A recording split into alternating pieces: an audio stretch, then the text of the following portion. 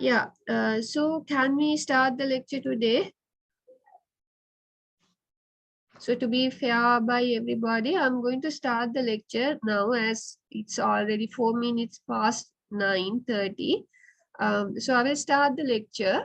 I hope the other students will log into the lecture recording and go through the lecture. All right. So today what I'm going to discuss with you is, first I'm going to discuss with you about uh, some basic properties of fibers and how each of these fibers contribute to their final fabric properties. All right. So, can you all see my screen? ඔගලන්ට screen එක පේනවද? පේනවා. හරි. Now, I know all of you are very well knowledgeable about different fiber types. We have already discussed natural fibers and we have discussed about physical and chemical properties of those natural fibers, and also we have discussed about how we extract these natural fibers, because we have discussed natural fibers are fibers which are available in the nature, and what we do is we extract those fibers from those natural origins and then we spin yarns and then we make fabrics. And then when it's come to the man-made fibers, the fibers were not there in the nature.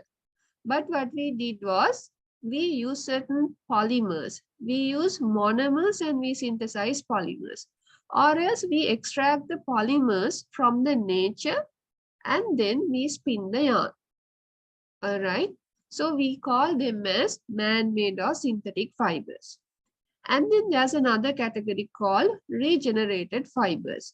So in the regenerated fibers, what they do is they take naturally occurring fibers and then they dissolve those fibers. Once those fibers were dissolved, we can get the polymers. And then what we do is we spin those polymers into fibers. So we call them as regenerated or semi-synthetic fibers. So in the today lecture, we will talk in detail how these fiber properties, that is physical and chemical properties of these fibers, contribute towards the final properties of the fabric. Okay, so that is what we are going to discuss today. So in that note, I will first give you the very basic definition of a fiber, because this module is all about raw materials and fiber science, and this is the second part of this module because we have already covered the first module. So if we take the real definition of a fiber, you don't need to memorize these things, but take the concept into your head. So then if somebody asks you what are fibers, you should be able to answer them. Okay, what are fibers? Fibers actually we can introduce or we can describe them as the basic unit of a textile, because all the textile materials start from fibers or else polymers, but fiber is the basic unit of the textile. We call them as the basic unit of the textile. It's like the building blocks of the textile. Okay, fibers are the basic unit of all textile. So if I take all textile, it is not only the garment that we wear. The textile includes the carpets and also the upholsteries, that is the things that you used in your houses, curtains, bed sheets, cushion covers, and also any seat cover, textile made seat covers. So all those things can be grouped as textiles. Okay. Textiles are a form of cloth or fabric from which clothing and other items are made. So if you give the definition to the textile, textile is actually, it is a form of a cloth. It could be a thing that we can wear. We call those as clothes, or a fabric. There are textiles which are not clothes, but they are fabrics. So those fabrics we can use for our day-to-day life, such as curtains, bed sheets, other things. So those things are also called textiles. So textiles we can have as clothes or we can have them as fabrics. Okay, so fibers are the basic unit of all the textiles. So if you take a textile, textile is actually a form of cloth or a fabric from which clothing and other items are made.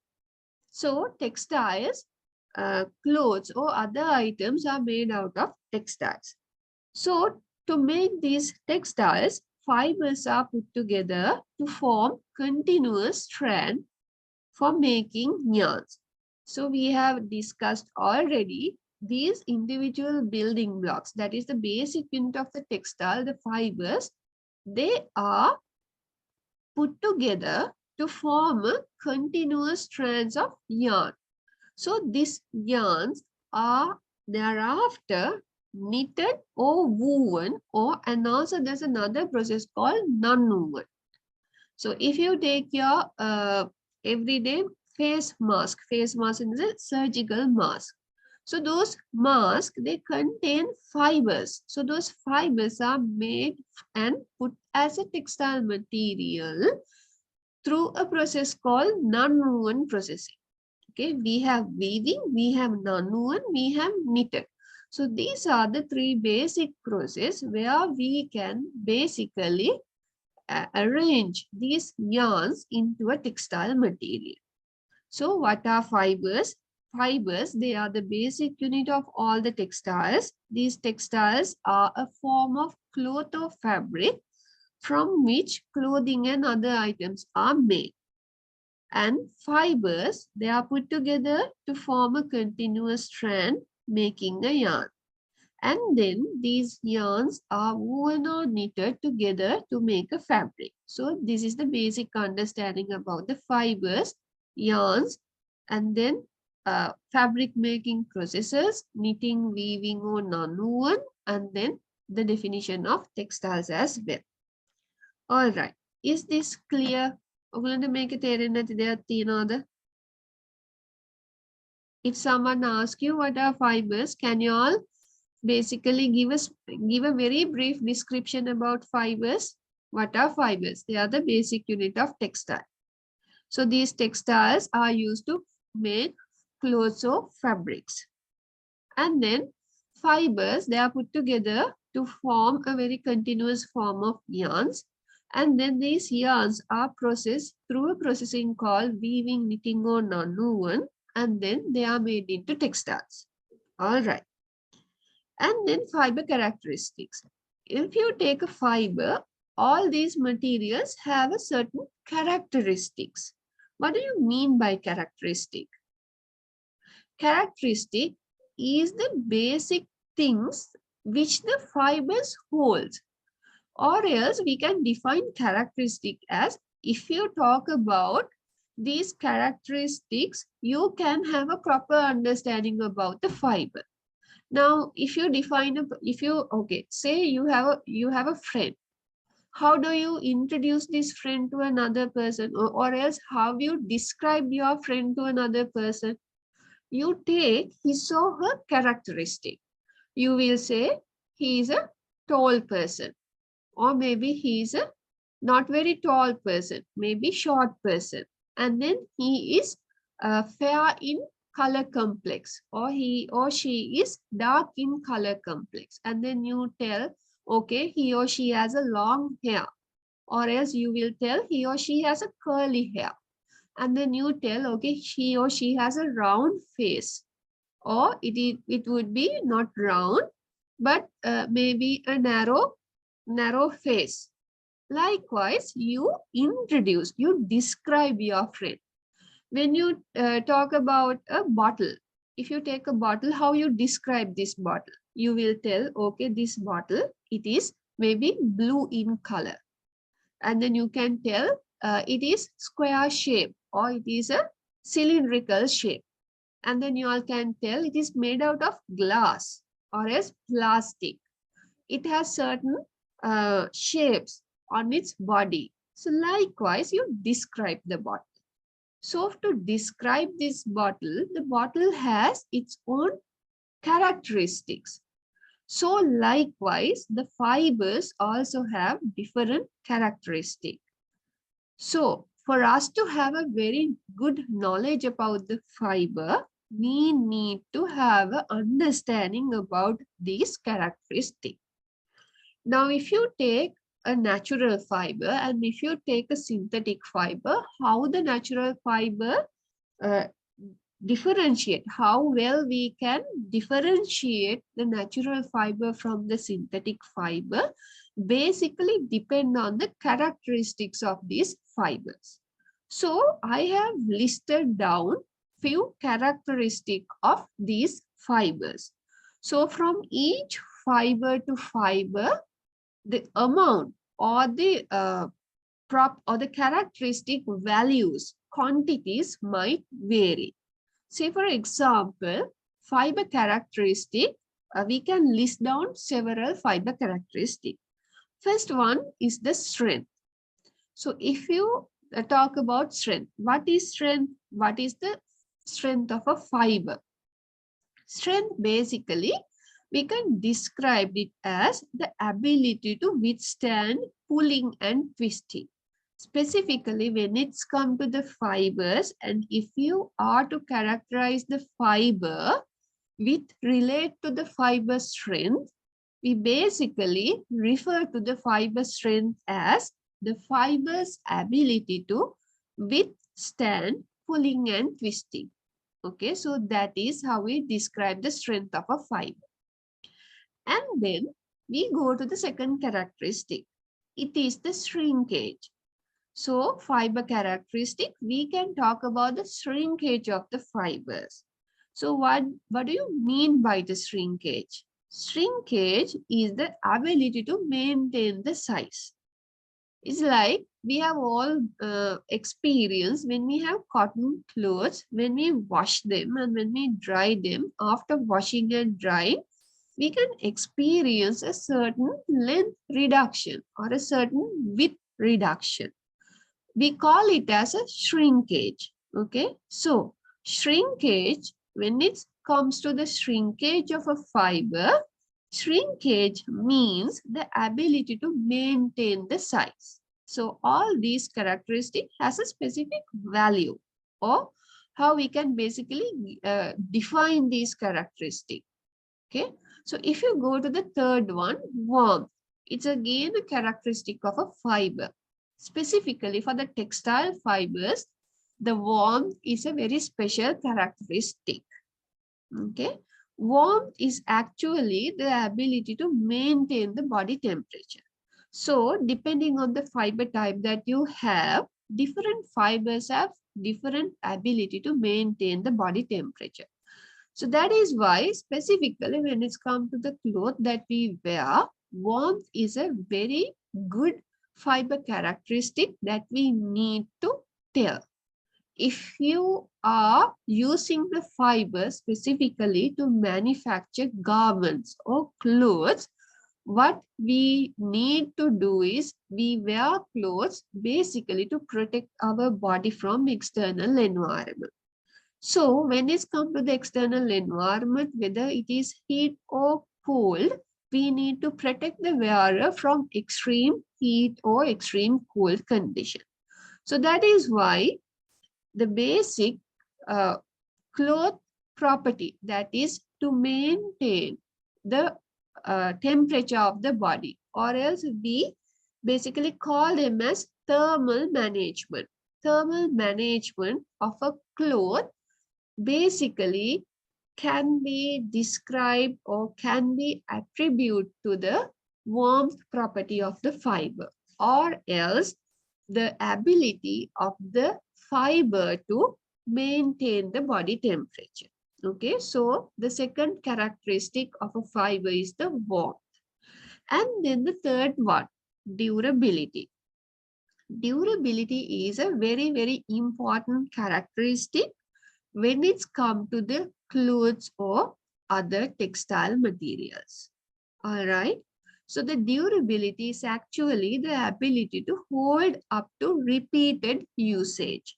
So this repeated usage may include wash and wear.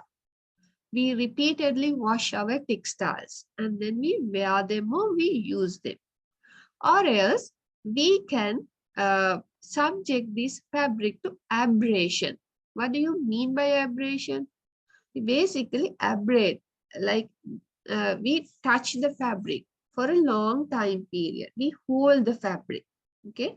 So with that, a certain frictional force could get applied to the fabric.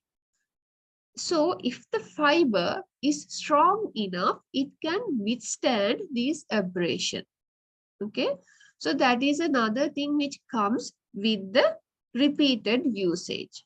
Okay. And also these fabrics or textiles go for ironing processes, thermal processes. We all know when we wear clothes, most of the time we iron them to make it look good. To remove wrinkles on the fabrics, we iron our clothes. So it's again a repeat use. And also we put our clothes under the sunlight. So the sunlight will carry certain energies which can degrade our fabric. So we call them as photodegradation. Colors could get fade away. So therefore, we need to talk about the durability of a cloth, garment, fabric, or a textile. So when it's come to the durability, it is a very, very important attribute of a fiber because durability of the fiber itself contributes towards the durability of the yarn. Durability of the yarn contributes towards the durability of the textile material that we are going to use. Okay. So if I define durability as a characteristic of a fiber, durability is the ability to hold up to repeated usage. All right. And then the fifth one is the absorbency. Absorbency is also a very, very critical characteristic of a cloth. Okay, we all know clothes are made out of yarns. Yarns are made out of fibers.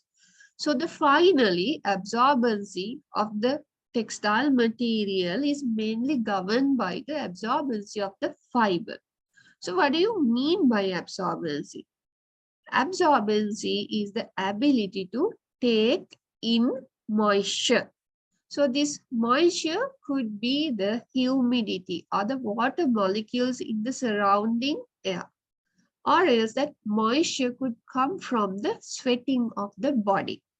So absorbency of the fiber is very, very important because it basically governs the moisture management property of the garment or the textile. In here, the moisture management basically means how well the garment can absorb the moisture or the sweat from your body and then wick it through the textile and get that evaporate out. Okay. And also, if your fabric has a very good absorbency of the absorbency for the sweat or the moisture, it can absorb lots of sweats, or else it can absorb any humidity from the external air environment as well. So those absorbency, moisture absorbency, whether it is a water molecule or whether it is a sweat. So this absorbency is basically governed by the absorbance property, moisture absorbance property of the fiber material. And also sometimes maybe your fiber can have the capacity to absorb lots of moisture. And then if that fiber holds that moisture for a very long time period because of its chemical and physical properties. So then what will happen? It will hold the moisture, but then it will lack the moisture evaporation. That is when your fiber has chemical groups, because we all know fibers have chemical and physical properties. Chemical properties are basically governed by the chemical functional groups in the polymer material of the fiber. We all know fibers are made out of polymers. These polymers are organic molecules. These organic molecules can have different chemical functional groups. If I take different chemical functional group, cotton has OH group, carbon connected with the oxygen and a hydrogen group. And if I take protein or wool fibers, the polymer chain contains peptide functional group. That is, in the polymer chain, it has carbon, oxygen, nitrogen, hydrogen, repeating in the polymer unit. Okay, so these things we call them as functional groups. So these functional group, depending on the chemical functional group, different types of fibers has different ability to connect with the water or moisture molecules. That is, depending on this chemical functional group, they has the capability to make chemical bonds with the water molecule. Specifically, if they have many chemical functional groups along the polymer chain, which can have the ability to react with the water molecule, what will happen? It can absorb more moisture. And also because it get reacted with the moisture to make chemical bonds like hydrogen bonding, what will happen? Those moisture will get attached to the polymer chain. And then it will be really hard to evaporate out the moisture. So sometimes certain fibers, although it has a very good moisture absorbance property, it lacks the moisture evaporation. That is the moisture management property. It is because when we refer to the moisture management in a textile, your textile need to have the ability to absorb the moisture quickly and also to evaporate the moisture quickly. So that is the absorption amount, absorption rate, evaporation amount, and the evaporation rate. We call these as moisture management properties. So when it's come to a textile material, absorption capacity, absorption rate, evaporation capacity, evaporation rate, all these things of a cloth is basically determined by the absorbance property of the individual fibers. That is the ability to take in moisture. Okay, that is another characteristic of a fiber. And then if I describe about another characteristic of a fiber, we can describe about the wicking. What do you mean by wicking? Wick එකක් කියලා කියන්නේ මොකක්ද අපි? Tell me any wicking system that you have seen in your day-to-day life. ඔගොල්ලෝ wick එකක් ඔගොල්ලෝගේ සාමාන්‍ය දිනදා ජීවිතේදී දැකලා තියෙන wick එකක් මට කියන්න බලන්න.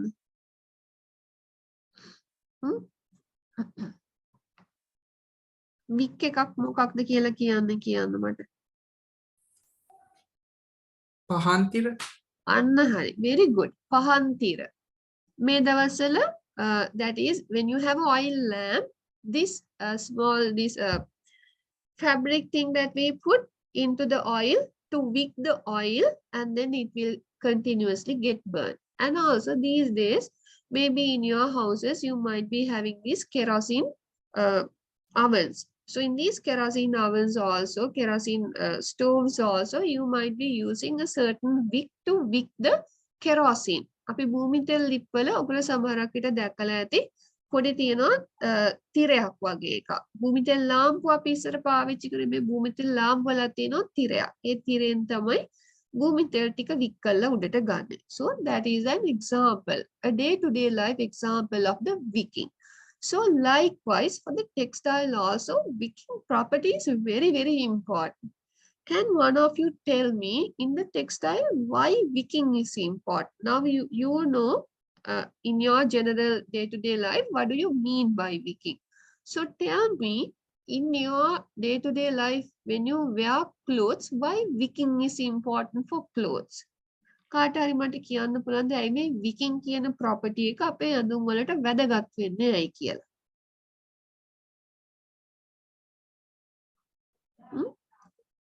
අපි පහන් තීරේ in our oil lamp, that the wicking part, what they do, they wick the oil from the oil bath and then it will get burned continuously. So likewise, in your textile article, maybe your garment, why wicking is important? What does the wicking do when it's come to the clothing? කාට හරි පොඩ්ඩක් හිතලා කියන්න පුළුවන්ද?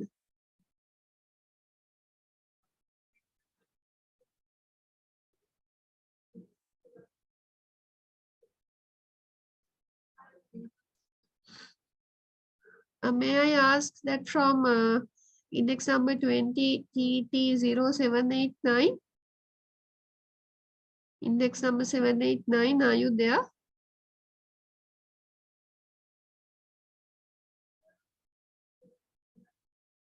Index number 789.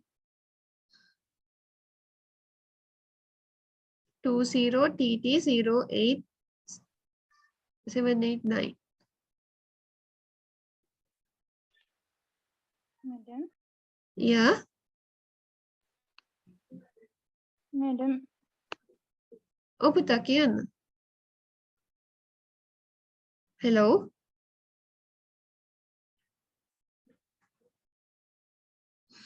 Can you, who is trying to call me? Who is trying to, yeah, please tell.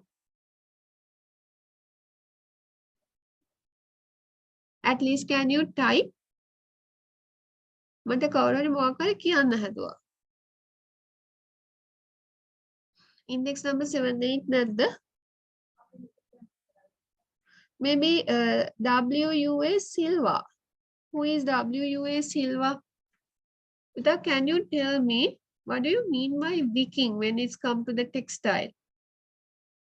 What does wicking do in a garment?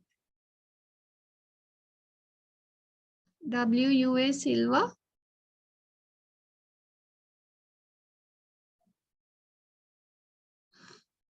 Are you there?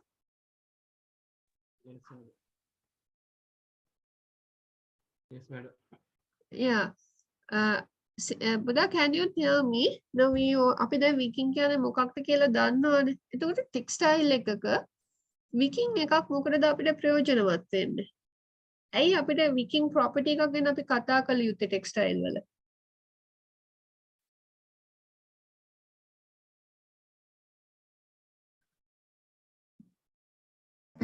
Excuse me, madam, may I tell answer?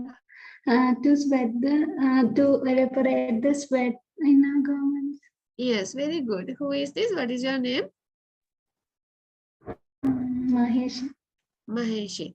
So yeah, that's very good, Maheshi.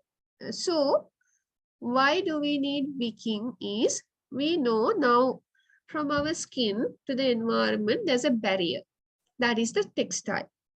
So between the textile and our skin there's a certain air gap.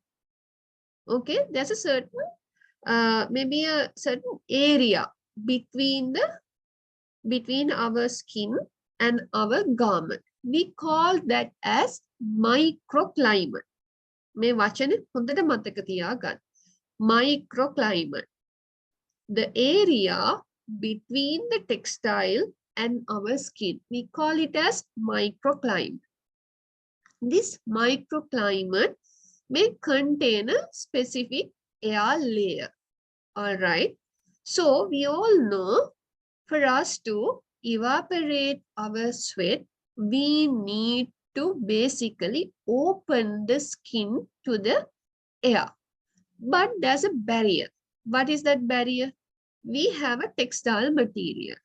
So then what does the textile material should do? It should basically take the moisture from your skin and then it need to transport that moisture to the air layer. We all know when we wear a fabric, there's a front side and there's a back side. So in the textile material, front side is the side which it get open to the air. Back side is the side which it basically get open to the skin. Okay, so wicking is absorbing the sweat from your skin and then transport through the thickness of the fabric and then get that moisture to the front side of the fabric. So then it will get open to the air, so then it can get evaporated. Let's forget about the evaporation part. But in here, wicking means wick the moisture from the body to the front side.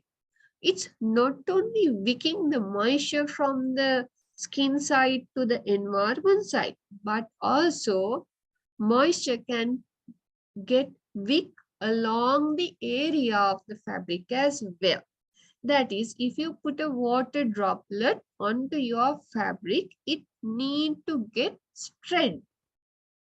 Okay, what will happen if does not get spread? It does not get wicked. What will happen? It will stay as a concentrated water droplet. So then what will happen? Sometimes it may get penetrate from your front side to the body side. So then you will get wet. Experience, you might have experience when there's a drizzling. When you go out, most of the time from this drizzling, your body can get protected because of the cloth that you wear. It is because these small droplet, when it's come and hit the fabric surface, it gets spread. So then the moisture droplet or the rain droplet won't get into your skin. Okay, so that is what we call as wicking. Okay, so wicking, if I explain the wicking, it is the ability to pull moisture away from the body and towards the surface of the fabric where it can evaporate quickly. So that is the very basic understanding about the wicking property. All right. So these characteristics which I have just explained, the 6 characteristics, are these clear to you? ඔයගොල්ලන්ට තේරෙන්නේ නැති මොකක් හරි තියනවාද මම මේ දැන් discuss කරපු මේ characteristic 6. ඔයගොල්ලෝ අහලා these terms you might not have heard before, but you need to get familiar with these terms: strength, shrinkage, warmth, durability, absorbency, wicking. It is because when we discuss about textiles, we need to use these terms. And also with fibers, they have unique characteristic with regard to these specific characteristic list. All right, so let's move to the next slide.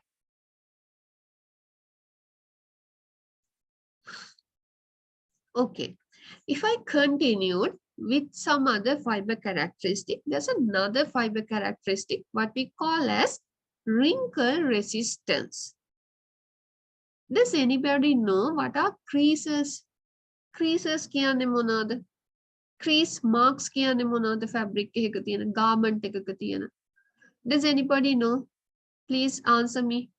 Maybe I don't want to pick and choose people.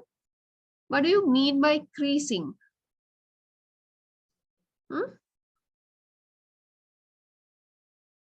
What do you mean by creasing? කවුරුත් අහලා නැද්ද creasing කියන්නේ? කවුරු හරි මට උත්තර දෙන්න. 25 දෙනෙක් ඉන්නෝ list එකේ participant ලා, including me. I don't want to answer.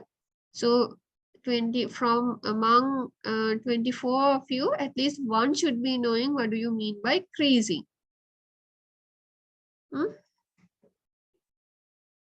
Have you all ever ironed your fabrics? ඔයගොල්ලෝ hot press කරලා තියෙනවද ඔයගොල්ලෝගේ fabrics?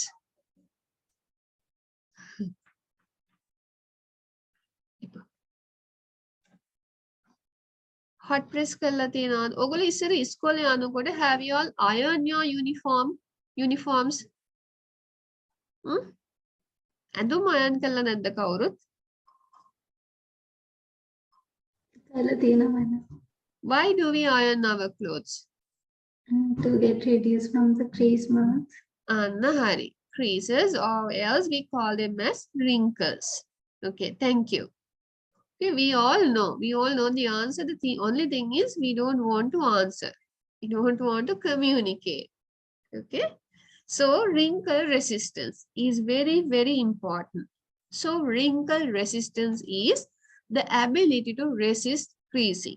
You may have experienced certain garments when you wash it and when you dry it, when it's just come out from the washing, maybe a washing machine or a hand washing, you may have experienced some clothes has lots of creases and it is very hard to iron, hard to remove those creases. And some garments you may have experienced, some garments, they do not have that much of creases like the other garments. And it is very easy when you wash them or clean them after washing or cleaning, when you take out the garment, you don't need to even iron them. Okay, so those ability to resist the creasing, it's actually a property of the fiber, a characteristic of a fiber. So basically, these wrinkle resistant property also depend on the fiber's chemical properties. That is, if you take your fiber, those fibers are made out of polymers. Those polymers have certain chemical functional groups.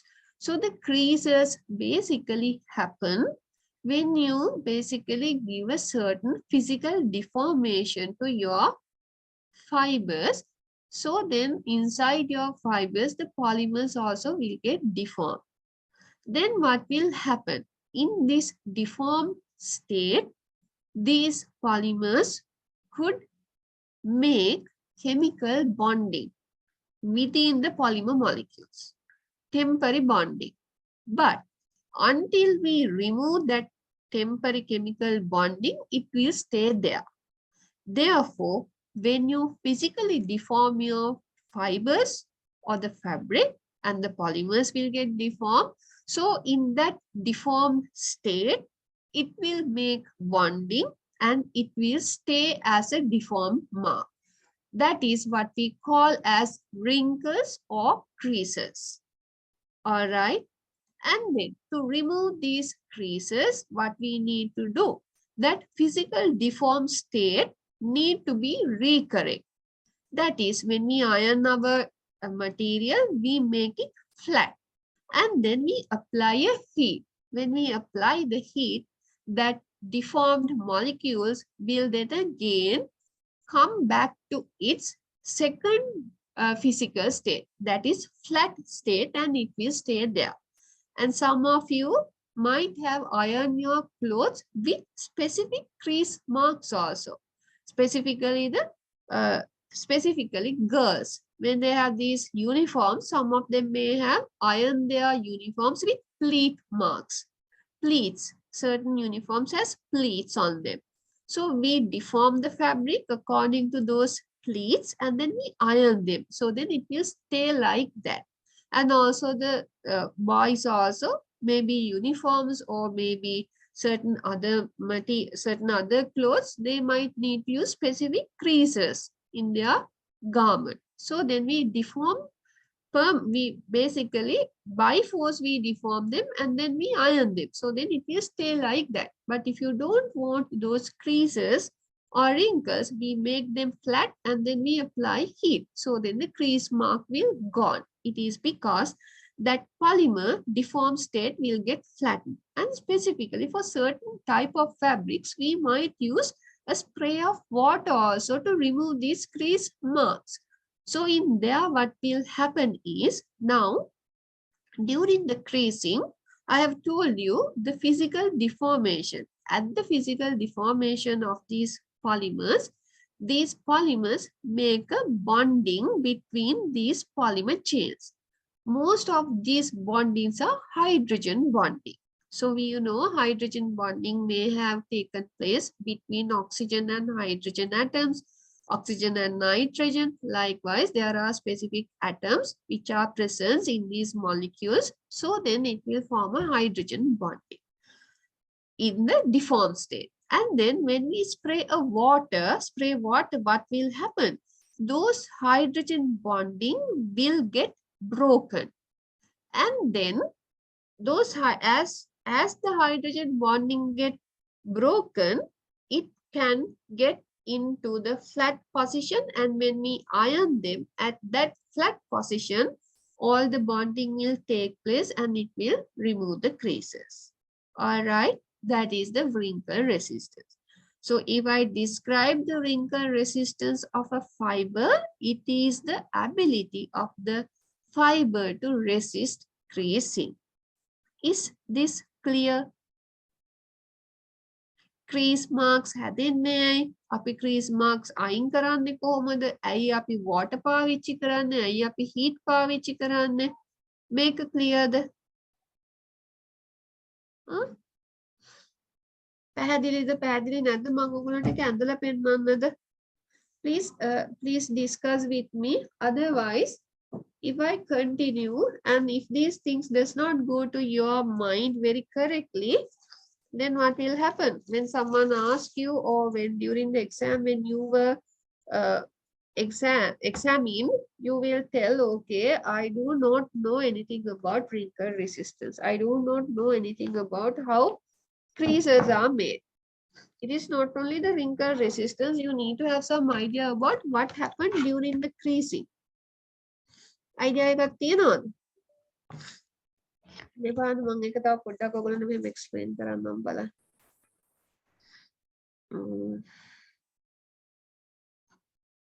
Okay.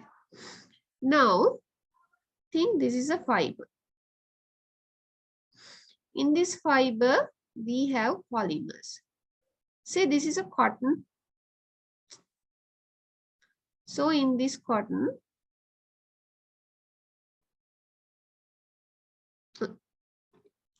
in this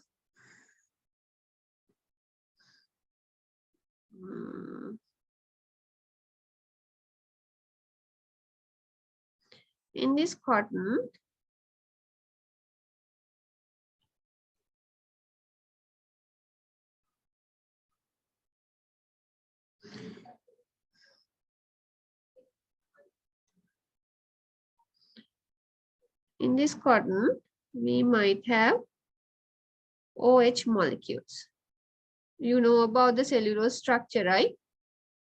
And then when you subjected this fabric or the material for maybe say washing, what will happen? Will it stay, the fibers, will they stay like this shape? No, it might get deformed. That is, from this stage, the fiber get deformed. So then with the deformation, the molecules which are also inside this will get deformed. And then what will happen? In this deformed position, now in here, there are other molecules of this. So then we call this bonding HNO, hydrogen bonding. This is a comparably strong force. And even during the deformed position also, these two can get formed into a hydrogen bonding. So then, as this is also a strong force, all these hydrogen bonding are strong forces, it will stay like this. So that is why in your fabric, you can see these types of wrinkles. Okay. And then what do we do to remove these wrinkles? Most of the time for the cotton, we spray a water. Then what happened? This water, the hydrogen bond between these two will get removed. And then when we apply a heat and then make it flat, and then what will happen? This is, we apply heat. Okay. Then what will happen? We make this again flat and keep the hydrogen bonding at the flat state. Deformed wrinkles, it formed wrinkles, and then we apply water and then press it in the flat state. We press it at the flat state. When you apply heat, when you spray water, the hydrogen bonding between the O and the hydrogen will get removed. And then when we flat it and then when we iron it, then again at this state, the hydrogen bonding will take place. So then the crease mark will get removed. තේරෙනවද මේ process එක? How the creases are formed, how the creases are removed. මේක තේරෙනවද? මට ඕනේ ඔයගොල්ලෝගෙන් feedback එක. I need a feedback from you. Sitara, is this clear?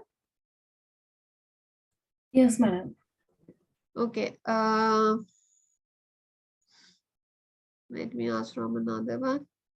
Menuka, is this clear? Menuka? Yes, madam. Netmini, is this clear? Netmini? Netmini? Where are you? I can't hear you. මං හිතන්නේ clear තේරෙනවා කියලා වෙන්නේ නැති කියන්නේ නැති. Somaratna, is this clear? Somaratna, Yes, madam. clear the? Yes, madam. Hari. තේරෙන්නේ නැත්නම් කියන්න ඕනේ. හොඳේ? And then there's another characteristic of a fiber. We call this as resiliency. Resiliency is the ability to spring back when crushed or wrinkled. You may have noticed that. Some fabric, when you crush it, it will stay in the crushed form and the wrinkles will get formed. And there are certain fabric, when you crush it, it will bounce back, spring back. Specifically, silk type materials, you may have observed that. If you have a silk sari at home, maybe your mother or maybe your sister or maybe yourself might be using saris. So getting used into that silk type polyester sari, try to crush it and then see how it spring back. Okay, you all can do this small activity at home. Take few garments and then try to crush it and then see what are the fabrics which get spring back and what are the fabrics which gets the wrinkles.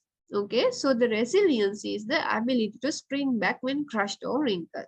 And then the elasticity. Elasticity is the ability to return to its original size. So of course we all know when you take a sock material, socks, when you stretch it, it will come back. If you take elastic type material, maybe waistband of a garment, when you stretch it, it gets stretched and then it will come back.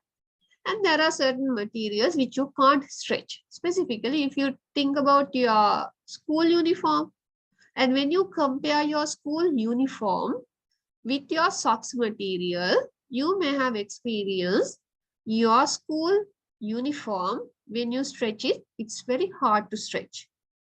Okay, but the socks materials are not like that. It can get stretched and also it can come back. It's not only that you can stretch it, you can basically it has the ability to return. That is what we call it as elasticity. So if you take a socks material, it has a good elasticity. If you take a school uniform, it has a comparably lower elasticity. All right. So do you know? Okay, can one of you tell me this elastic property of your material? Does it only govern by the fiber type? Although we have put it under the characteristic of a fiber, yes, of course, characteristic of a fiber, elasticity is one of the characteristic of a fiber. But when it's come to the garment, the fibers are formed into yarn and the yarns are formed into the fabric through knitting, weaving or nonwoven processes. Do you all know? Can one of you tell me, is it only the fiber which governs the elasticity of the final garment?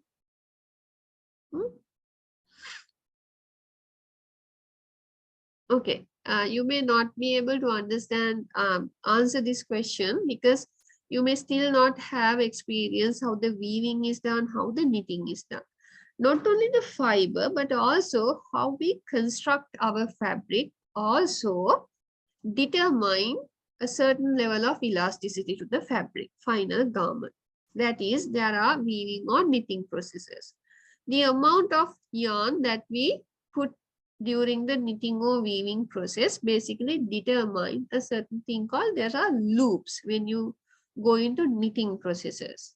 Okay, ඔගොල්ලෝ දැකලා තියෙනවනේ නේද ඉස්සර wool ගොතන්නේ. ගෙවල් වල ආච්චි අම්මලා එහෙම ඉන්නවා නම් ඔයගොල්ලෝ සමහරකට දැකලා ඇති. ඉස්සර නැත්නම් කතාවල ඔයගොල්ලෝ දැකලා ඇති. Okay, when you do that, you form a loop. This loop structure has, it's like a spring. You all have seen springs, no? Spring up your pan, කූරු වල සමහරකට දැකලා තියෙන එක springs තියෙන springs මොකද වෙන්නේ? යාට ඇදෙන්න පුළුවන්. Why it can get stretched? Because it has formed into a coil structure.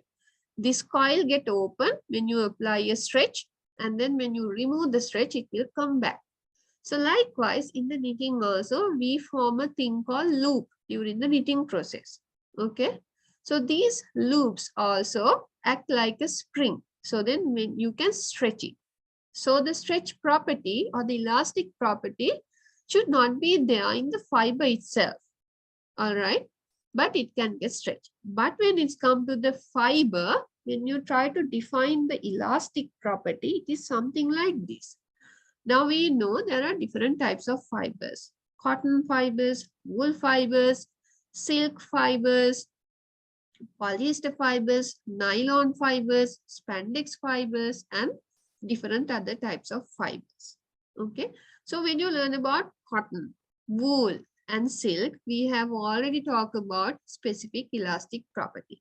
But when it's come to the man-made fiber, there's a specific fiber called spandex. It's like a rubber. Okay, why? How this rubber material has the stretch property compared with the other fibers? It is because these rubbers, it has a long chain polymer coiled up. Coil වෙලා තියෙන. But it has hard segments from point to point. So these hard segments can make a chemical cross-linking with another hard segment. These are coiled up polymers. Okay. There are certain hard segments. So these hard segments act as a hook. So then when you stretch it, what will happen? So at this hard segment, it will stay in a specific point. But these coiled up part of the polymer can get stretched into a very long distance. මේ තැන් වලින් අල්ලගෙන ඉන්නවා. ඒ වුණාට මේ අර coil up වෙලා තියෙන area එකෙන් යාම ගොඩාක් දිගකට අදින්න පුළුවන්. So it gives the stretching property. And then it can return back. When you remove the stretch force, this extended polymer chain then again will coiled up. So that is the polymer's ability to return to its original size. So for the fiber, when you talk about the elasticity, basically the elasticity of the fiber is governed by the molecules of the polymer. That is, if it has long chain part of the polymer which already been coiled up, and also there are certain hard segment to hook up the polymer chain, what will happen when you apply a stretch force, these coiled up polymer part will get extended. And then when you remove the stretch force, it can come back to its normal original position. So this basically determines the elastic property of the fibers. But certain fibers or certain polymers of the fibers has this property, but some other polymers does not have this property. They might not have these long chain polymers, coiled up polymers. Some of the fibers will be like this. It has hard segment and its other free part is not coiled up. It's very straight, maybe crystalline. okay, but it's long, not like coila. So then when you apply a stretch force, there's no enough room in these polymers for them to get extended. Okay, but it's only a very small, small allowance is there for them to get extended. Okay, so that is how the elasticity for the fiber is given. And that is how the polymers basically, polymer arrangement of the polymer molecules inside the fibers contributes towards the elasticity of the fiber. All right. So if you talk about the elasticity of the fiber, it basically means the ability of the fiber to return to its original size. And then there's another property or another characteristic called shape retention. So the shape retention means the ability to retain the original shape. That is, however you deform your fiber or your textile material, it can come back to its original shape. It's basically this shape retention property is also the elasticity of the fiber also contributes to a certain amount for the shape retention. You may have experienced certain garments. When you wash it, its size changes, its dimension changes. All right. So any fiber, if the fiber has the ability to retain the original shape, the final garment, which is made out of those fibers, also has the ability to return the original shape. And then there's another thing called abrasion resistance. So abrasion resistance is the ability to withstand the rubbing. So the ability to withstand the rubbing of the fiber depend on the strength or how the molecules are also arranged in this fiber. Now, say for an example, if your material is very weak, the polymers, how they are cross-linked in the fiber, how these polymers are cross-linked in the polymers, how well the polymer molecules are arranged inside the fiber. Okay, these always basically determine how strong interpolymer interactions are. If the interpolymer interactions are not very strong, what will happen? If you apply a continuous rubbing, you can visualize it like this. Think this is a fiber and this is the arrangement of a polymer. Think this is a polymer. Okay, it has a crystalline area, it has amorphous area. And it has a very good interpolymer interaction. So then when you apply a rubbing force, when you rub it very hard, the chance of these polymers to get removed or to get broken from the other polymer chain is very low. The chance to break these polymers or to break the chemical bonding between the polymers or the physical arrangement of these polymers are very weak. But think if you have a fiber with a certain specific polymer arrangement where these interpolymer interactions are not very good, they are very weak. So then what will happen? When you apply a rubbing force, these polymers will do not have the normal interaction with the other polymers. So these polymers will get deformed. So therefore, this basically determines the ability of the fibers to withstand the rubbing. So abrasion resistance is very important. It is because abrasion resistance contributes towards the durability of the garment or the fabric. Say for an example, if you use a textile material for a application where it always get rubbed, a carpet. So a carpet will get rubbed frequently. If it does not have a good abrasion resistance property, what will happen? It will get torn out. It will get wear out.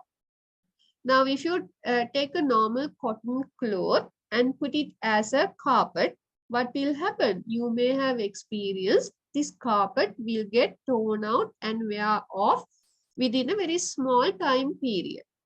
But if you have a specific carpet material made out of a strong fiber, it will not get torn out or wear out. Okay, so that is why abrasion resistant property of a fiber is very important. So if you define the abrasion resistance is the ability to withstand the rubbing. And there's another property of a fiber, and we have already learned about this, the luster. Luster is the natural sheen or shine of some fibers. Basically, the luster of the fiber is determined how the light interact with the fiber. We all know if your fiber has a very uniform, even surface, what will happen? When the light comes and interact with the fiber surface, there could be different level of diffraction, reflection, and light scattering. So depending on how the fiber basically perform towards these light rays, if your fiber is very smooth, the reflection property will be into a specific arrangement. We call this as specular reflection. When it have a specular reflection, your surface of the fiber will look shiny. Okay, so we also know there are certain surfaces which are shiny. What do we do to make those surfaces shiny? We basically rub it and make it smooth. When the surface is smooth, there are no peaks and valleys on the surface. When there's no peaks and valleys on the surfaces, when the light comes and hit that surface, light get reflected at a specific angle. All the light rays will get reflected into that specific angle. So then all the light will come to our eye. So then it will look shiny, lustrous. But if your surface has peaks and valleys due to a certain deposition of the impurities, or maybe due to the physical arrangement of the surface, what will happen if there are peaks and valleys?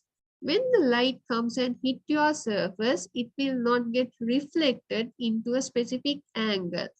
First light ray, when it's come and hit, it will reflected into a specific angle. And the second light ray, it will reflected into another angle. So then all the light rays will get scattered out. All the light rays will not come into your eye. So then your surface will not look shiny. It will look dull. We call those appearance as dull appearance. Luster of your fiber basically governed by the surface smoothness of the fiber. Basically, we call it as the morphological arrangement. Morphology means how physically the surface is arranged. We all know when you take a wool fiber is not lustrous. It is because it has scaly structure on the surface. These scales may appear as peaks and valleys to the light rays. So then it will not have a very good light reflective property. So therefore, the wool fibers may have a dull appearance. But if you take a silk yarn or a silk fiber which was spun by the silk cocoon, then what will happen? Those fibers are very smooth. They are very continuous filaments. They are physical state, or else like the physical appearance is very smooth. In the morphology, if you look at using a microscope, these silk fibers will have a very smooth surface, no peaks or valleys. So then what will happen? When the light rays comes and hit the fiber sample, it will get reflected into the specific angle, and then you will see it as a shiny surface. Okay. So the luster is the natural sheen or shine of some fibers. And then the static resistance. Static resistance is the ability to withstand the buildup of electricity. We all know when we use fabrics, it frequently gets subjected to rubbing. When you walk, our hands will rub against our body. Okay. And maybe when you iron our material or a fabric, it will get rubbed against the iron. So there are certain rubbing. So then what will happen? Static electricity can get built up. You may have done this practical experiment maybe during your A levels or O levels. We all know when you rub a comb into our dry hair, and then when you have a small pieces of papers, and when you keep your comb in near to those paper pieces, it get attached. It is because when you rub the comb against the dry hair, it basically produce static charges on the comb. Those static charges can cling very small particles. Okay. So the static resistance is the ability of the fiber to withstand the buildup of the electricity, because this property is very important in some applications. Sometimes buildup of the electricity is very important for specific application. Okay. You will learn in future there's a application called triboelectricity. So the triboelectricity property is now used in the industry to generate self-powering textiles. Self-powering textiles in the sense they basically use different textile materials which has the ability to build static electric charges. All right, maybe depending on the polymer, those polymer types has different capabilities to build up static electric charges. So they take the advantage of that, and those static electric charge which get developed during any body activity, maybe walking, maybe rubbing, or any other activity, they basically store those static electric charges in a capacitor, and they use them as these build up electric charges to power batteries, okay, to power certain devices. We call them as triboelectric generators. Okay, today you have a work. Now, all of you, once you get the electricity, triboelectricity. Okay, I will write it somewhere here. Wait. You have to search about triboelectricity. This is a new word that you have just heard about. So this triboelectricity came into the discussion with the static resistance. Static resistance is the ability to withstand the build-up of electricity. But build-up of electricity used as an advantage in certain application. So that is connected with the triboelectricity. So maybe as an activity, maybe next time I will ask from you about triboelectricity. Read about triboelectricity. It is a very new hot area for textile research, and in the industry they use this triboelectricity. Okay, this is a very novel application area, so please go through that. As textile people which get graduate from the universities, you need to have a novel knowledge also. It's not only the same thing, routine things that we are going to talk in the textile industry, but when you go to the textile industry, you will experience there's a different world. They have novel things, and these terms you need to know about. When we are talking about the static resistance of a fiber, you please go and read about the triboelectricity also. Okay, how triboelectric generators are used to power up self-powering textiles. Okay, self-power generation textiles. So read about triboelectricity. I will give you this as an assignment also. I will put it into the model. You may need to write a report on triboelectricity. I will, okay.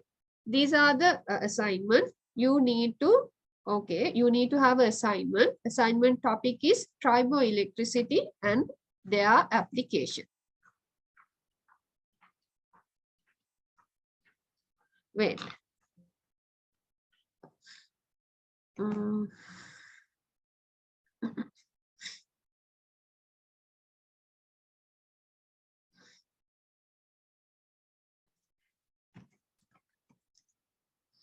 කමක් නැහැනේ මේක ගැන හොයලා ඔයගොල්ලෝ මට මේ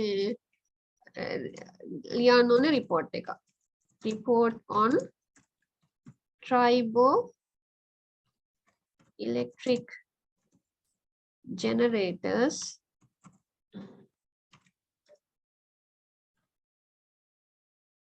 in textile and their applications. Your report need to consist of an introduction. Okay, I will ask you to do this handwritten, not typewritten. Typewritten එපා මට. I need a handwritten assignment. You need to scan your report and then you need to upload it to the Moodle. Because we all know, all of us go to the website, we copy and paste the content in the website into a Word and then we submit. So then even some of you may not even go through the content. In here, in the introduction, you need to give an introduction to triboelectricity.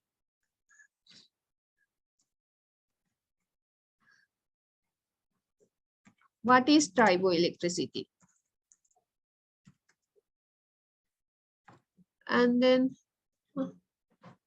11:30. 11:30. 11:30. What is triboelectricity? And maybe how they are used in certain other applications. History. Okay, so that is the general introduction. And then literature study. Literature study basically need to include triboelectric generators,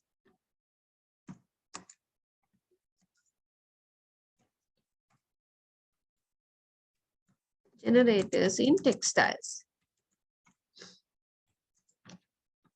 Their applications. Okay, and then discussion. So in here you can include maybe maximum introduction, maximum 1 page. Literature study, maximum 3 pages.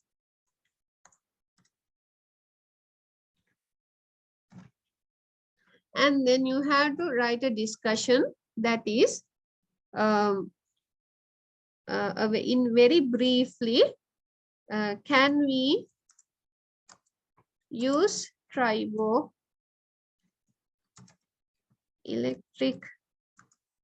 generators to self-power devices?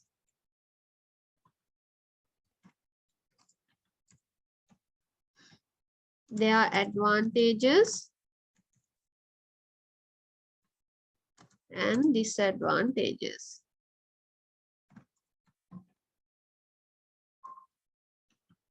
Okay, maybe maximum half a page, no, maximum 1 page.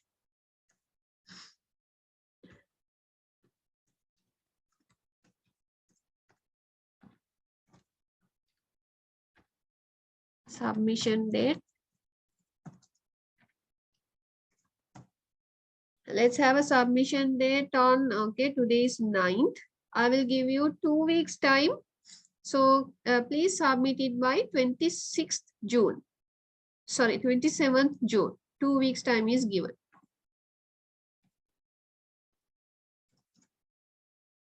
Okay, I will create a thing on the Moodle so you all can upload your assignment. Report need to be handwritten.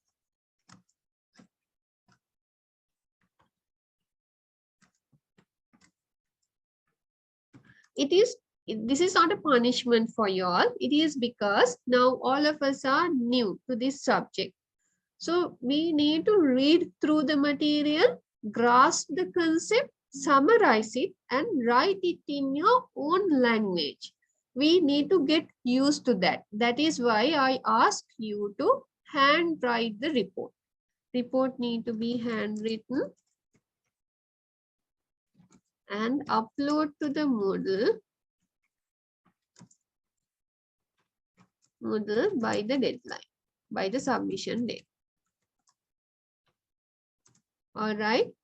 The report will carry, you have 30 credit, you have, 30% mark from your continuous assessment. So the report will carry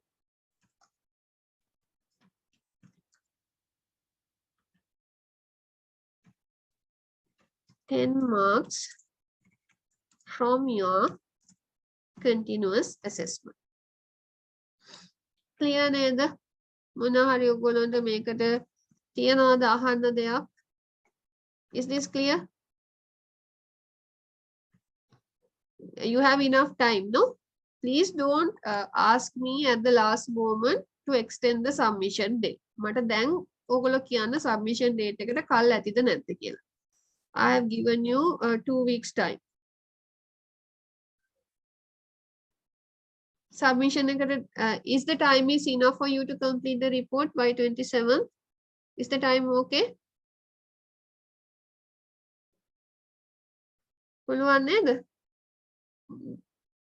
If you have any comments, please give it now.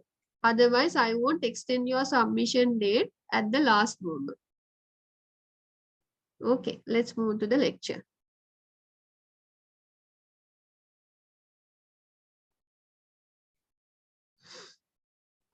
All right. Okay, groups of fibers. We all know about groups of fibers. There are two main groups of fibers. Those are natural fibers, which are made from natural sources of plants and animals. And also there are man-made fibers or manufactured fibers, which are made from chemicals in factories. All right.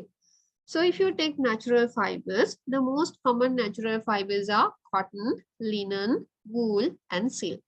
I'm not going to very detail of these natural fibers because during your last semester, we have already talked about these. How they are made, what are the origins, how we process them, how we extract them, what are the morphological characteristics of natural fibers. All these were discussed. Natural fibers vary in quality depending on the kind of animal or plant and the growing condition. We also have discussed about this. The fibers must be cleaned before they can be made into yarns. Supplies of natural fibers vary according to the season. So certain honey plants and jute flax, we have already talked about that. They each have unique characteristics that cannot be copied by science. So that is the beauty of the natural fibers. People try to produce the synthetic fibers most commonly to copy certain characteristics of the natural fibers. And also they want to modify these natural fibers to include certain characteristics which natural fibers doesn't have. Okay. So the main purpose of making man-made fibers are that. Okay. So there are unique properties. Sometimes people cannot copy the science of these natural fibers into man-made fibers. There are basically two categories of natural fibers. When we take the natural fibers, we learn a lot about natural fibers. From different sources, we have discussed about natural fibers. When you categorize these natural fibers, they can be categorized into two groups as cellulosic fibers and protein fibers. So if you go back to your previous lectures and if you try to basically categorize your natural fibers, you will observe any of those fibers can fall into either a cellulosic fiber or a protein fiber. So if you take the cellulosic fibers, they come from plant sources. There are many kinds of cellulosic fibers, but few are used in the fabric. Cotton and flax are the main cellulosic fibers that are used in the fashion industry or for the textile. I'm pretty sure now you can remember we have basically discussed in lot about cotton fibers as also about flax fibers during our last semester. So the protein fibers, these protein fibers come basically from animal sources. So wool and silk are the main protein fibers. Cotton is a natural fiber that is obtained from the cotton plant. It is most widely used. This is the most abundant polymer type in the world because in the textile industry, the applications of cottons are very high and the usage of cotton is also very high. The cotton plant can grow in any part of the world where the growing season lasts 6 or 7 months. China is the lead in the cotton production, which is followed by the United States and India. So let's talk about few advantages and disadvantages of the cotton. So if you take advantages, since they are naturally occurring, comparatively it is inexpensive. That is, it's less costly. And also we can launder them well. That is, we can clean them well. It is also very soft and also it has a good absorbent property because it has these chemical moieties which can absorb the moisture. And because it can absorb moisture, it can get well dyed because it absorbs more dye molecules. And what are the disadvantages? Disadvantages, basically, it's wrinkled easily. It is because it has these OH moieties or chemical groups which can make hydrogen bonding in a deformed physical state. So then it will get wrinkled very easily, creases very easily. And also it soils easily. Soils mean any stain, waterborne stain, come in contact with the cotton material and it can make a chemical bond between these stains and the cellulose molecules. So then it can get soil easily. Okay. And also mildews is stored in damp condition. Mildews, that is because it has a very good absorbance property and a very low level of evaporation of the moisture. The cotton textiles are always dampened to a certain extent. So then what will happen with the amount of moisture content onto the textile, mildews can get formed. Okay. And also because of this mildew or the fungus formation, it gets decolored caused by the fungus that grows on the fabric when it is stored in moisture over a period of time, over a specific long time period. You may have already experienced this one. Sometimes when you have a cotton garment, although when you wash it, and also if your garment does not get dry properly, and if you basically put it into your wardrobe or the almirah, and if it's dampened, you may observe certain discoloration will happen because of the growth of the fungus and the mildews. And if you take flax, flax is the fiber used to make the linen fabric. You have heard about linen fabric. So linen fabrics are made out of flax. And it is the first cellulosic fiber which was used to make the fabric. Even before cotton, linen was there. Okay, so for that, flax fibers were used. The Egyptians grew fields of flax along the Nile River over 4,000 years ago and made it into fine cloth. Pieces of linen have been found in tombs of the pharaohs. Egyptian mummies wrapped in linen are still seen in museums. Today, Belgium, France, Netherlands, Poland, they produce most of the linen fabric. And let's talk about certain advantages and disadvantages of the linen. Linen is also a cellulosic fiber. So most of the advantage of the cotton and most of the disadvantage of the cotton will also be in the linen fabric as well. Advantage, it is durable. It has a good absorbance property. It is lint free. It is harder to soil, not like the cotton. So cotton, it is very easy to soil, but linen, it is harder to soil. It might be because of the chemical composition of the cellulosic structure of the linen as well as the cotton. Cotton and linen, although they have cellulosic nature, the chemical moieties on the cotton and the linen may vary a little bit. So in order to assure that, what you all can do is, You all can go to your previous lectures, previous lecture notes, and please refer them. Please refer the chemical structure of linen and cellulose and see whether there's a difference. Okay. And the disadvantages are they wrinkle easily and also linen are expensive. So those are the disadvantages. And if we quickly go through the wool, we all know wool is made from fleece or hair of the sheep or the lamb. It is the most common animal fiber people wear today, but its use goes back to early times. Crude wool fabric have been found in the ruins of Stone Age. Even then, people knew that fleece of the sheep was softer and warmer than the skin of the other animal, because we all know sheep, they have this coating, wool coating on their body to protect them from the weather. So people have learned because of this protective coating, they basically protect from the cold weather. So that is why people have used these warm coats, or else they extract the fibers from the sheep and then they made garments out of it to keep them warmer. Sheep were the first animal to be domesticated and raised for their fleece. What are the advantages and disadvantages of wool? Advantages. This is the warmest natural fiber and it is a natural insulator. It is strong and durable and also it is lightweight. It can absorb moisture. It wrinkle resistance and also it is fire retardant. So these are the advantages. What are the disadvantages? It shrinks easily. It requires dry cleaning as well as it is expensive. So these are the disadvantages. And the silk. Silk, we all know silk is a protein fiber which comes from the cocoons of the silkworm. Manufacturers unwind the cocoon to obtain the fiber. The silk fiber is the longest natural fiber. So you need to keep in mind what is the longest natural fiber. It is silk. Okay. Sometimes reaching 1,000 yards or more. Japan is the leading producer of raw silk today. China, Italy, France, and India also produce large amount of silk. The United States does not produce raw silk because of the high cost of labor.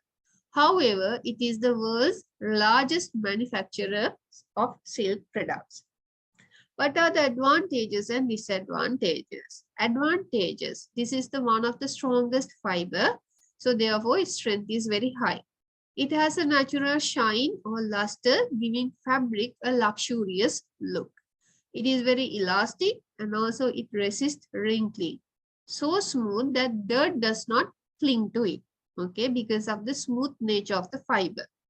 And what are the disadvantages? It is hard to wash, usually require dry cleaning. It is because the silk fibers, to wet the fiber, it is very hard. That is why it is hard to wash. That is why it requires dry cleaning. And also when it get absorb the moisture, its strength properties will get reduced. And also it is expensive because it was done using this silk cocoon and it is not very easy to manufacture. So that is why it is expensive. And then let's move into the man-made fibers or synthetic fibers. Manufactured fibers, we call this in, so this is the module that we are doing this in this semester, manufactured fiber or synthetic fibers. So if you take the manufactured fibers, rayon was the first commercially produced fiber.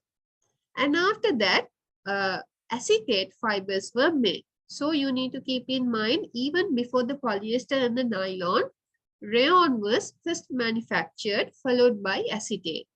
These fibers are made from cellulose, the fibrous substance in the plant. They are called cellulosic fibers. Actually, first manufactured fibers, they have not started with the monomers and polymerized the monomers to make polymers and then they extruded the fiber. No, they were not like that. Initial man-made fibers were the regenerated fibers. What they have done was, they have taken the cellulosic fibers, they dissolve these cellulosic fibers and then they regenerated the fibers. So That is how rayon was first spun. That is how acetate were first spun. Okay. So combining molecules of nitrogen, oxygen, hydrogen, and carbon makes most other manufactured fibers. That is, in the polymer molecule, it is a combination of these types of atoms, nitrogen, oxygen, hydrogen, and carbon into an organic molecule. Okay. The molecules are linked in various ways to form chemical compounds called polymers. We have already talked about how the polymers are made, how the monomers are polymerized, what are the different ways of polymer manufacturing. Last week, we have already discussed about that. These manufactured fibers are called synthetic fibers since they are made from chemicals. It is because they have not extracted the polymers from the nature. They have made the polymers by monomerizing chemical units, and then they have done the fibers. We call them as 100% synthetic fibers. Okay. How manufactured fibers are made? Okay, there are different ways for us to make synthetic fibers. The raw materials and chemicals used to make manufactured fibers can vary. They all go through the same basic steps before they become a fiber. So this is the basic production step, or this is how man-made or synthetic fibers are made. First, a solid raw material is changed to a liquid. Solid raw material could be a polymer which was done by polymerizing monomers. So this raw material first get formed into a liquid. We can use either a melt or a temperature to convert the solid into the liquid, or else we can use a solvent to dissolve the polymer, raw solid polymer, and then we prepare a liquid. And then the liquid is extruded throughout a spinneret. We use a spinneret which has small holes in it, and then these small holes or nozzles, it's like to a bathroom shower head or the icing nozzle that we use. Bathroom shower head, you all should have observed there are small holes. So when you open the tap, what will happen? A strand of water will come out from the holes. Likewise, in this spinneret also, we use a liquid polymer, and then we pressurize that liquid polymer through the spinneret, so then it will come like how the water comes from the shower head. The liquid after that, these liquid polymer which was molten or solubilized using a solvent, could be cooled to get hardened, or could be you remove the solvent, so then it could get hardened.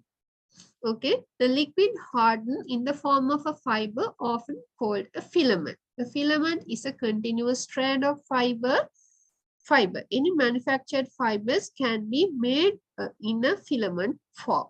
Okay, so if you take the natural fibers, the silkworm themselves, they basically spin the silk fiber.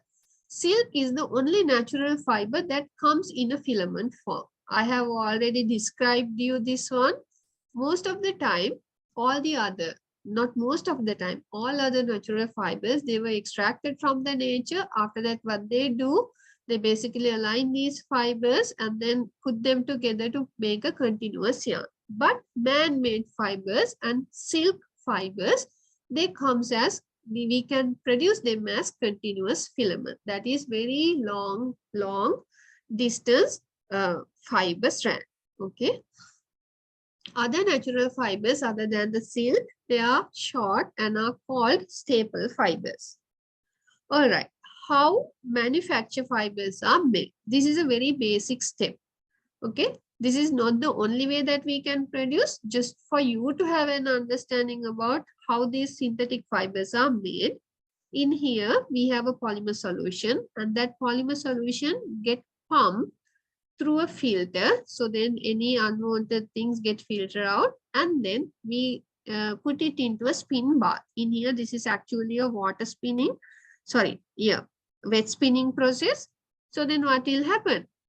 During this bath, inside this bath, any solvent that we have used to dissolve the polymer, will get mixed with the water. So then the liquid polymer strand will become solidified.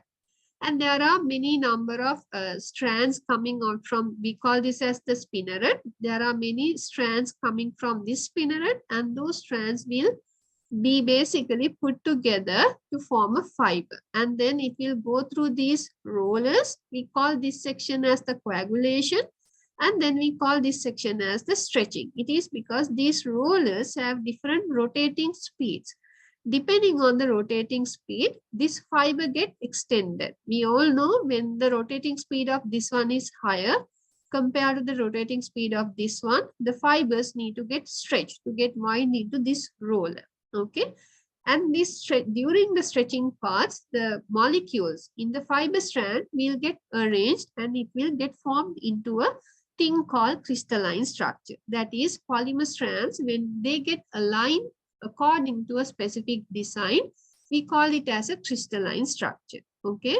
So the stretching will basically form crystalline structures inside the fibers. These crystalline structures basically contributes towards the stretchability as well as the strength of the fiber.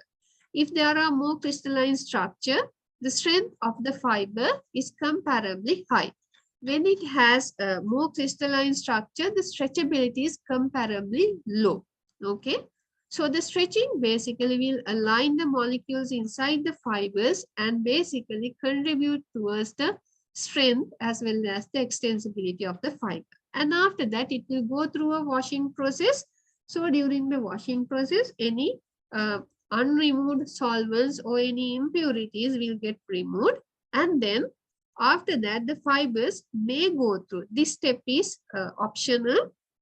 Maybe a fiber finishing to apply certain lubricants to the fiber, because lubricating the fiber is very important. Lubrication basically allows the fibers to go through after processes, because after processes, the fibers will go to a knitting or a weaving. So during the knitting or the weaving, it will basically face subjected into high mechanical forces. If the lubrication is not there, due to the frictional forces during the knitting or the weaving processes, these fibers will basically heat up, or sometimes they will get torn out, they will break. So the lubrication is important, or else certain other dyeing or certain other processes also could be done during the fiber finishing process. And then it will go through a drying, and then it will get wind into a spinner. Okay, we call this as the take-up package. And then the take-up package will basically wind the bobbin, which we can use in other textile manufacturing processes. All right. Or else in here, there's another process called cutting. Okay. These continuous fibers can get cut into small pieces like staple fibers. And then we can respin these. Okay. For the spinning of the natural fibers, they use a separate spinning process. They align the fibers, they make a comb, and then they make a sliver, and then comb the fibers, they make the sliver, and then they twist the slivers, and then they make the yarn. So the same thing could be done in here also. These filament fibers could cut into small pieces to make staple fibers. So then when they spun it, they will have certain properties of the natural fibers as well. Because the soft appearance or soft hand feel of the cotton textiles are due to its fluffy nature. The fluffy nature arrives because of the staple fibers in the cotton yarn. Because in the cotton yarn, small fibers are spun together or aligned together to form a yarn. Okay, so the fluffy nature of the cotton yarn itself can be obtained in the synthetic fibers. If it gets wound as a filament fiber, it is a continuous filament. So then the fluffy nature is not there. But in the polyester or the man-made fibers also, if you cut the filament into small pieces and make staple fibers, and then when you spin it again, that is, you subjected the same the man-made fibers also to the same spinning process which the cotton fibers go through. So then it will also make a fluffy yarn. Okay. So that is how certain fibers, man-made fibers, are converted or basically modified during the spinning process to get specific physical properties of a natural fiber. All right. So if you take about rayon, rayon is manufactured or regenerated cellulose fiber. It is made from purified cellulose, primarily from wood pulp, which is chemically converted into a soluble compound. It has many of the same characteristics as cotton. It was first manufactured, it is the first manufactured fiber, often found in lingeries, shirts, blouses, dresses, slacks, coats, and work clothes. Okay, so in the rayon, there's a process called cuprammonium rayon, copper ammonium complex. We take the cellulose fibers, it has cellulose polymers. Most commonly, these cellulose fibers does not get dissolved in any of the solvent. So to make dissolve these cellulose fibers, they basically use a copper ammonium complex, a chemical solution. This copper ammonium complex will go and interact with the cellulosic structure of the cotton and make them dissolve in water. Okay. Once they get dissolved in water, it will form into a viscous liquid. And then what they do, they basically spin it like in a spinneret, and then they remove this copper ammonium complex in an acid bath. So then that cellulose, then again, once the copper ammonium complex is gone, it will get solidified. It is like this. In a rayon, I will basically give you another separate lecture on this rayon production. Now think this is the cellulose and it has these OH groups, cellulosic structure, the molecules. In the rayon process, there's a copper ammonium complex. This copper ammonium complex will go and react with this cellulosic structure. So then what will happen? This can get dissolved in water. Okay, then it will form a liquid cellulose bar. And then when you spin it, and then when you put back into an acid bath, what will happen? This copper ammonium complex will get removed, and then OH group will come back again. H group will come back again. And then what will happen? From this liquid, it will get solidified. Okay. This is how the liquid will get formed into a solid again. First, we have the fibers, and the fibers, we have this cellulosic structure. And to the cellulosic structure, we attach the copper ammonium complex. So then it will become a liquid. And then this liquid will go through a spinneret, small holes. And then what will happen? This liquid strand will go into an acid bath, HCl acid bath. And then the copper ammonium complex, which was attached in the liquid bath, will get replaced by the H molecules, and the cellulose will then again form. And then it gets solidified into this continuous filament structure. So that is how the rayon is made. So therefore, in general, in basic terms, the rayon fibers also has cellulose in it. Okay. So most of the properties of the cellulose could be similar to a cotton fiber. Rayons, they are the first manufactured fibers. They are basically found in lingeries, shirts, blouse, dresses, slacks, coats, and work clothes. Let's see certain advantages and disadvantages of rayon. They are soft, they are comfortable, they have a very good absorbance property, they are inexpensive, and also they are versatile. Versatile means there are many applications of them. Disadvantages, they shrink and wrinkle easily, they have a low resiliency, they are heat sensitive, and also they can have mildew form in the damp form, and also rayon fibers, we need to do dry cleaning or hand wash on. All right. Okay, and then the acetate. Acetate is a chemical compound made of salts or ester of acetic acid. So we take the salt or ester of the acetic acid, and then we basically modify the cellulose structure using these salt or esters of the acetic acid. So then it will make into acetate rayon. So I have told you in the copper cuprammonium rayon process, we basically use a copper ammonium complex to modify the cellulose structure. And when you modify that cellulose structure, we introduce an acetic salt. So it will become cellulose acetate, or we call them as acetate rayon. Okay. Actually, it is a synthetic filament yarn. So like in the normal copper ammonium rayon production process, so this salt modified cellulose structure will be spun, and the copper ammonium complex could get replaced by the HCl group. So then it will stay it as a cellulose acetate, because in the cellulose structure we have cellulose group and the OH. In the cellulose structure we have OH. But in the acetate, we have acetate salt. So then we call this as cellulose. We call this as cellulose acetate.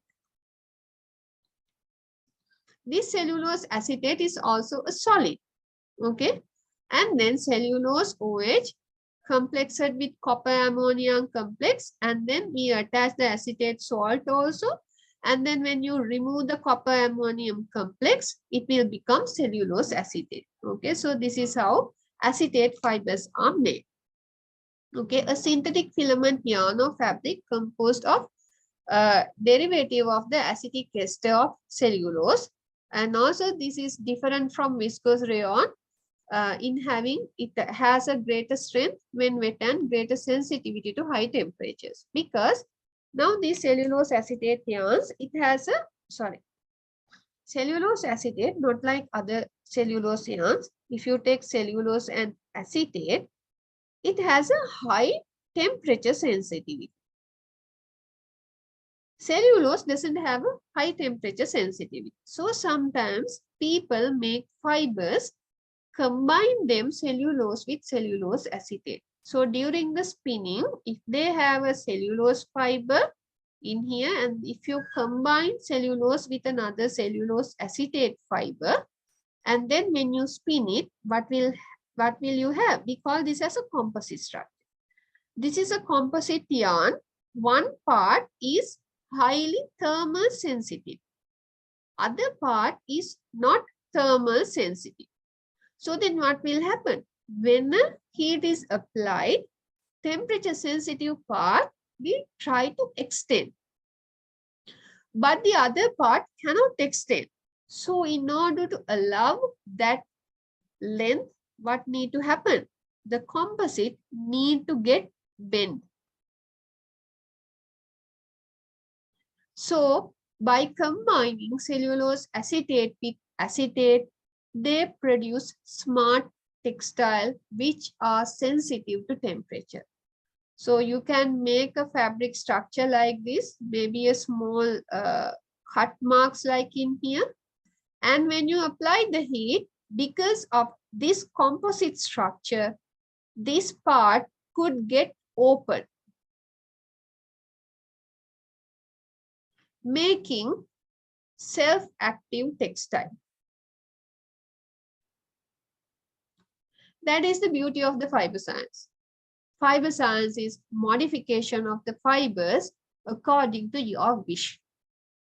Okay, so in here they have modified the cellulose structure with the acetate salt, and they have made this yarn thermal sensitive. By making a yarn thermal sensitive, they have composite the thermal sensitive yarn with a normal cellulose fiber, and they could be used to produce thermal sensitive fibers, morphing textile. We call them as morphing. What do you mean by morphing? Morphing is you can basically change the physical structure of an article or a textile. When you apply an external, we call this as stimulants. In here, the stimulants is the heat, or else the stimulant could be moisture. All right. So we make smart fabric. So the main aim of this module is to give you a knowledge about the science of the fiber, raw materials and fiber science. Why do we do modification to the fiber? What is the science of the fiber? How we can, if you know the science of the fibers, we can do lots of modifications to the fiber.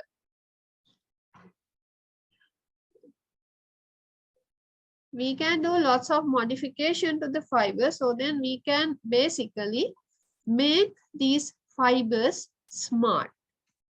Normal fibers are dumb, that is, they do not do response to external stimuli. They can't communicate with us. Just by making these types of fibers smart, we can make them communicate in the sense they can respond to external stimuli, like they can change the shape when you apply heat. All right. Okay, let's go quickly through some advantages and disadvantages of the acetate. Advantages: they looks and feels luxurious, they have a silky appearance and a feel, they crisp and drapes well, they can dye in range of colors, they are resistant to moths and mildews, they absorb and dry quickly, they are inexpensive. What are the disadvantages? They have a poor abrasion resistance. Okay, they can only be dry clean, and they melt under very high heat. So any heat treatment process that we are to do, it is not possible. Okay, because it is a heat sensitive fiber. So these are some of the basic advantages and disadvantages of acetate fibers. Okay, so for today, we have basically covered rayon and acetate, the first two regenerated fiber types. Okay, so with this note, I'm going to wind up the lecture today. Anything that you need to get clarified before we wind up for today? ඔයාලට තේරෙන්නේ නැති මොනවා හරි තියනවද අහගන්න තියෙන ඒවා?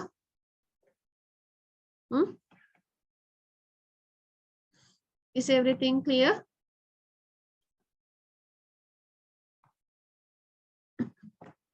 Okay, so then can we wind up for today?